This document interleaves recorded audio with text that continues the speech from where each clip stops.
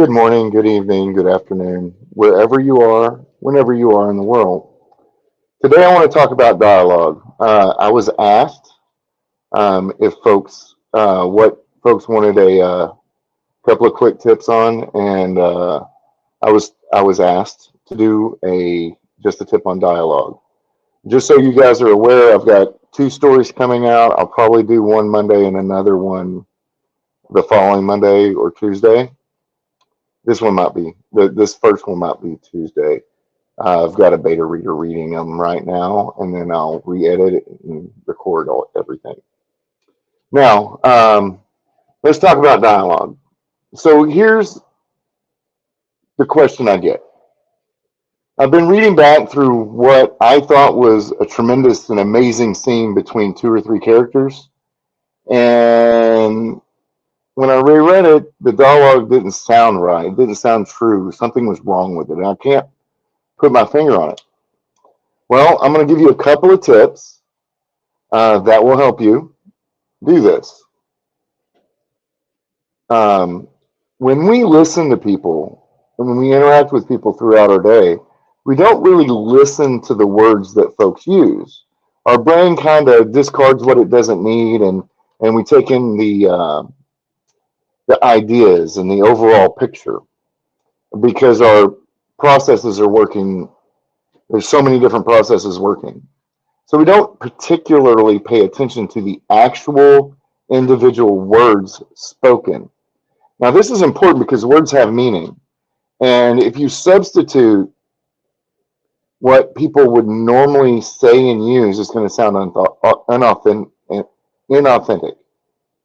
So let's talk about this. The first tip is to listen to people. Okay? Back in the old days, I had a creative writing professor who gave us an assignment, and it was an odd assignment to be sure and seemed a little creepy. But he said, go to a bookstore, preferably one with a coffee shop, or just go to a cafe or any public gathering place where people are sitting. And do your best to overhear the conversations. Not for nefarious purposes, but and also record it if we could.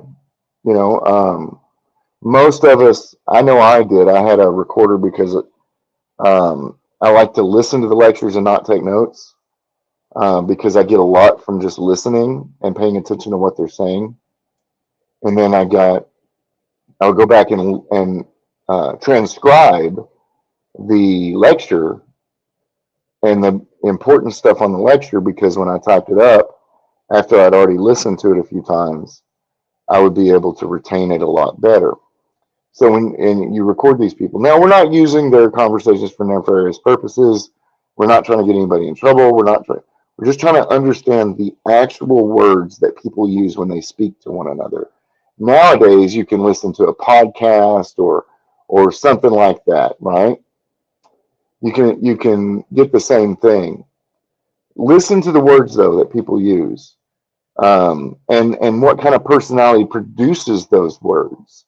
That way, in the future, when you've done this quite a bit, you don't have to go and listen to conversations and understand it because you'll already have that grasp.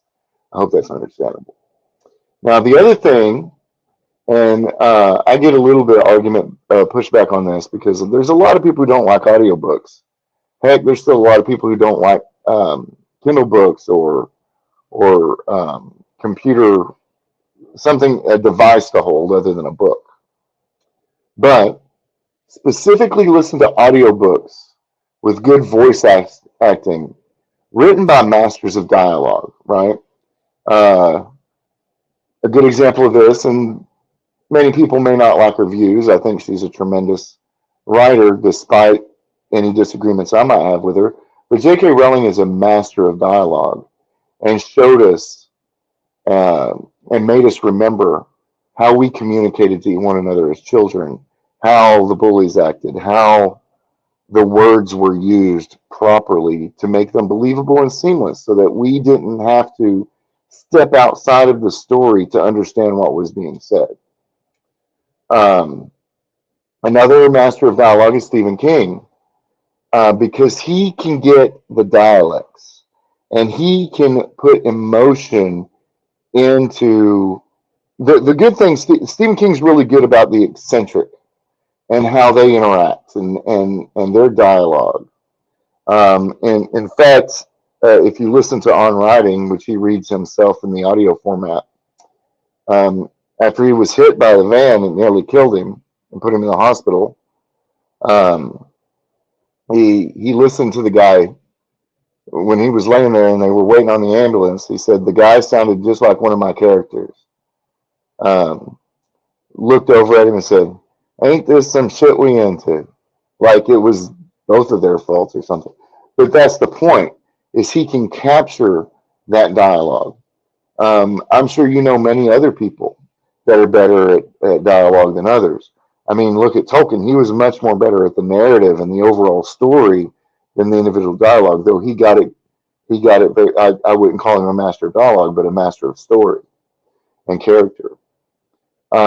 But in if I'm going to look at dialogue, I'm going to look at a more modern um, literary work, because if you go back and look through time, the older the story, the more narrative there is, the more exposition, the more prose. Whereas our modern novels and stories, they have to be fast. They have to grab our attention. We need instant gratification. So the story has to move much faster, and dialogue is a great medium for that. In my case, I do a lot of dialogue a lot of times if I need to change the pace of my story, because dialogue is indeed a much faster way of showing a character's inner self by their attitudes and the way they speak. Now, I hope these tips on dialogues helps you in your creative endeavors. I also hope that you'll visit my channel for original audio fiction and let me know how I do on dialogue. Let me know what I lack, what I need to do, if something pulled you out of the story. This is the kind of thing I want to exemplify and show people that we need criticism. We need to be challenged and think about what we're doing so that we can get better and understand things a little bit, and entertain people. Give people what they want to entertain them. It's not that difficult. But again, I hope you have a blessed day. And remember, as always, your life is your story. Make it a great one. Good night.